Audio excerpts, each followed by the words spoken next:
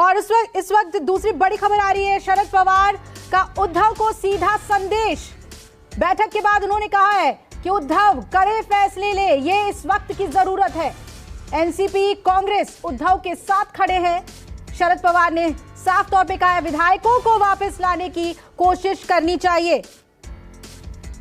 दीपक, अभी तक हम ये सवाल लगातार पूछ रहे थे कि जो स्टैंड लेना चाहिए शरद पवार को वो क्यों नहीं ले रहे, और आज तीसरे दिन जाकर वो कह रहे हैं कि हम उनके साथ खड़े हैं। कैसे देखें इसे? इस संकट की घड़ी से बचने के लिए क्या आप शरद पवार पूरी तरीके से सीन में आ चुके हैं?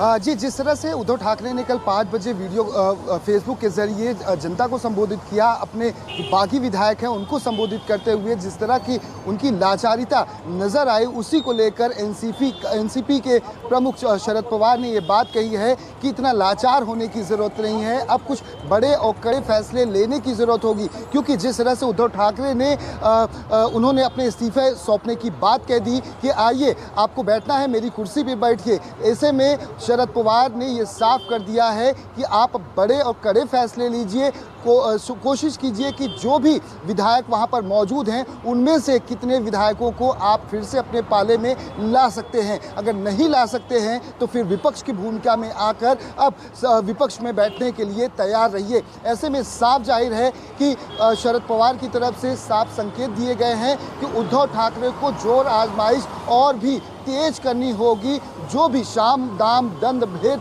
लगाना होगा, क्योंकि अब वक्त कम बचा है, क्योंकि नंबर गेम का खेल है। और इस वक्त जिस तरह से एकनाथ शिंदे के पाले में नंबर लगातार बढ़ते जा रहे हैं, उससे महाराष्ट्र की राजनीति खासतौर पर महाविकास अघाड़ी की सरकार पर संकट मंडरा रहा है। और एनसीपी चीफ शरद पवार बिल्कुल भी नहीं चाहते हैं कि जिन्होंने महाविकास अघाड़ी का गठबंधन करवाया, उन्होंने संकट मोचक की भूमिका में आकर खुद ये प्रस्ताव उद्धव ठाकरे के सामने 2019 के दौरान जब रखा था कि आपको मुख्यमंत्री बनना है और मैं कांग्रेस के साथ मिलकर आपकी सरकार बनाने में मदद करता हूं। और ये बात उद्धव ठाकरे ने कल फेसबुक के माध्यम से दोहराई भी थी कि शरद पवार ने ही कहा था कि आप मुख्यमंत्री बनिए, मैं आपको समर्थन ला कर देता हूं। ऐसे में अब शरद पवार ने साफ प्रतिक्रिया अपने लोगों के द्वारा यह दी है कि आखिर अब हमें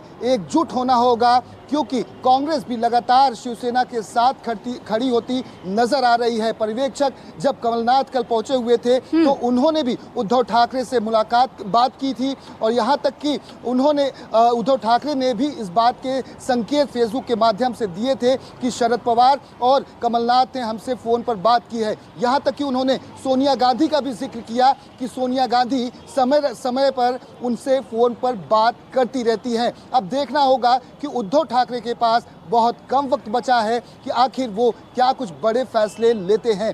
वहीं दूसरी बड़ी खबर ये है कि कुल 13 शिवसेना के जो विधायक हैं वो अभी कुछ समय पहले जो वीडियो कॉन्फ्रेंस हुई उसमें वो शामिल थे, जिसमें से एक नाम आदित्य ठाकरे का है। यानी कि कुल नंबर गेम की अगर बात की जाए तो कुल इस वक्त 13 विधायक शिवसेना के पास हैं, बाकी अन्य जो हैं वो नज़र आ रहे हैं एकनाथ शिंदे के साथ। तो संकट लगातार बढ़ता जा रहा है, और जो ट्रबल शूटर था एकनाथ शिंदे अब शिवसेना को वो पूरी तरह से ट्रबल में डाले हुए हैं। यानी कि साफ है रणभेरी बच चुकी है, और शिवसेना को इसका बड़ा नुकसान, इसका बड़ा खामियाजा अब भुगतना पड़ सकता है। जी बिल्कुल दीपक, जैसे कि आप बता रहे, सिर्फ 13 बचे हैं उद्धव ठाकरे के साथ, यानी हथेली से रेत की तरफ फिसल गए हैं जितने विधायक थे, कोई कंट्रोल उनका नहीं दिख रहा है। लेकिन आह्वान कर रहे हैं शरद पवार के सबको कंट्रोल में ले, कड़े फैसले ले उद्धव ठाकरे। क्या फैसले वो लेते हैं इस पर नजर बनी रहेगी। कांग्रेस के नेता सैफ खान हमारे साथ जुड़े हुए हैं। सैफ, पहले तो आपकी पार्टी पर यही आरोप तमाम नेता लगा रहे हैं कि जब कमलनाथ अपनी सरकार नहीं बचा पाए थे तो वो महाराष्ट्र में क्या ट्रबल शूट करेंगे, लेकिन फिर भी क्योंकि आपके नेता कह रहे हैं कि ये बीजेपी का किया धरा है, क्या लग रहा है आपको जिस तरीके के आज डेवलपमेंट्स आ रहे हैं, क्या बीजेपी इसके लिए आपको जिम्मेदार दिख रही है? आपको नहीं लगता कि महाविकास अघाड़ी में ही बहुत बड़ी कमियां थी, और कांग्रेस क्योंकि उसमें गठबंधन में है तो जिम्मेदारी उस पर भी आती है इस स्थिति के लिए? नहीं, देखिए, सबसे पहले मैं आपको ये बहुत क्लियर कर दूं और चैनल के दर्शकों को भी बहुत साफ क्लियर कर दूं, ये मिशन जो लॉटस चलाया जा रहा था ये उसका परिणाम है। जो आपने पहले जो है मध्य प्रदेश में देखा, आपने कर्नाटका में देखा, और अब आप जो है महाराष्ट्र में देख रहे हैं। और ये पूरी वेल प्लान्ड एक स्कीम जो है जैसे चलाई जाती है खरीद फरोख्त की, आज गुवाहाटी के होटलों में जो है वो विधायकों की खरीद और फरोख्त हो रही है। वही जनता का पैसा जो खून पसीने का होता है, जो टैक्स में जमा होता है, उसी को इस्तेमाल करके इसको खरीदा जा रहा है। और ये पूरी जो स्कीम है, आप ये देखिए, ये विधायकों को जब ये गुवाहाटी के ऊपर उतरे हैं, उसको रिसीव करने के लिए कौन आया? बीजेपी के सांसद पल्लव दास आए उनको रिसीव करने की।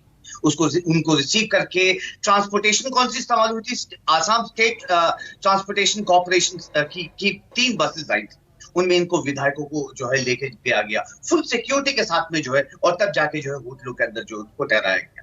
वैसे ही वैसे ही हमने देखा जैसे राजस्थान में कोशिश की गई सरकार जो है गिराने की।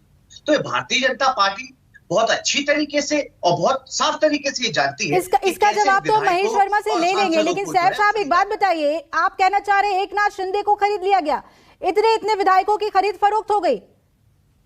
बिल्कुल साहब, सरकार जो है वो इसी मोटो के ऊपर चलती है कि जहां वो सरकार नहीं बना पाती वहां के विधायकों को जो है तोड़ दिया जाता है।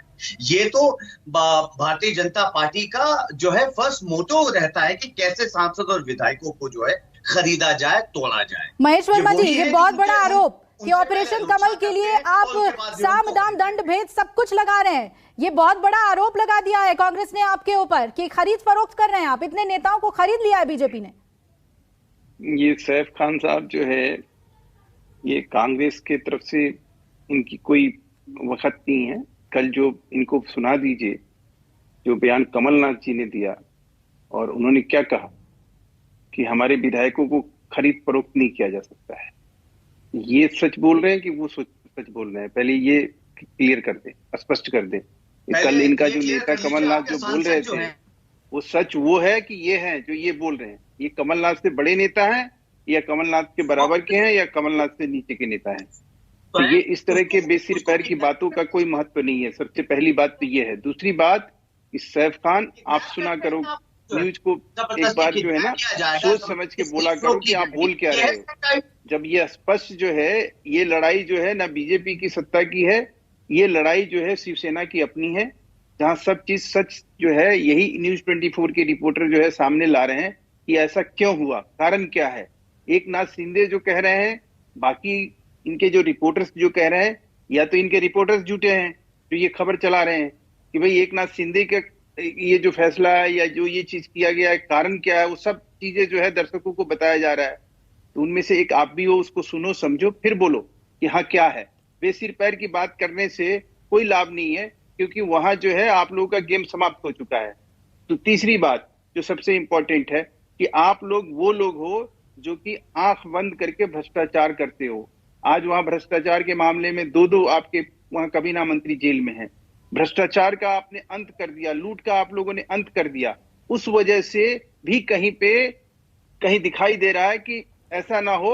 महेश जी, लेकिन जो चिट्ठी लिखी है विधायकों ने, उसमें इन बातों का कोई जिक्र नहीं है, भ्रष्टाचार के किसी मामले को नहीं उठाया गया है, ये तमाम बातें नहीं है। और एक सवाल जो सैफ पूछ रहे हैं कि गुजरात से असम और फिर अब मेरे सहयोगी बता रहे हैं कि गोवा भी जा सकते हैं, तो ये बीजेपी शासित राज्य जो चुन रहे हैं, इससे एक सपोर्ट तो मिल रहा है आप लोगों को, ये तो आप मानेंगे कि आप सपोर्ट दे रहे हैं शिवसेना के इन बागी विधायकों को? मुझे बताइए ना, हमने कब कहा, कब नहीं इस बात को, कब हम इस बात से इनकार कर रहे हैं कि हम उनको सुविधा और सुरक्षा नहीं दे रहे हैं?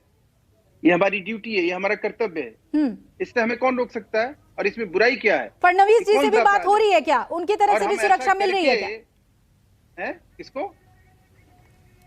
देवेंद्र फडणवीस से भी बातचीत हो रही है क्या?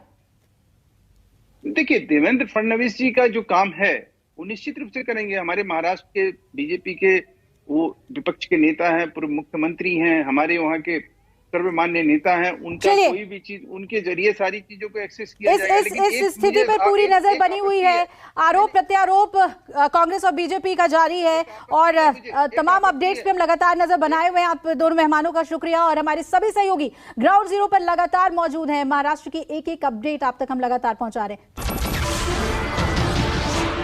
नमस्कार, मैं हूं मानक गुप्ता। अगर आपको हमारा ये वीडियो पसंद आया हो तो इसे लाइक और शेयर जरूर करें, और हां, हमें सब्सक्राइब और फॉलो करना ना भूलें। ताकि आप देश और दुनिया की कोई खबर मिस ना करें। तो जुड़े रहिए हमारे साथ और देखते रहिए News 24।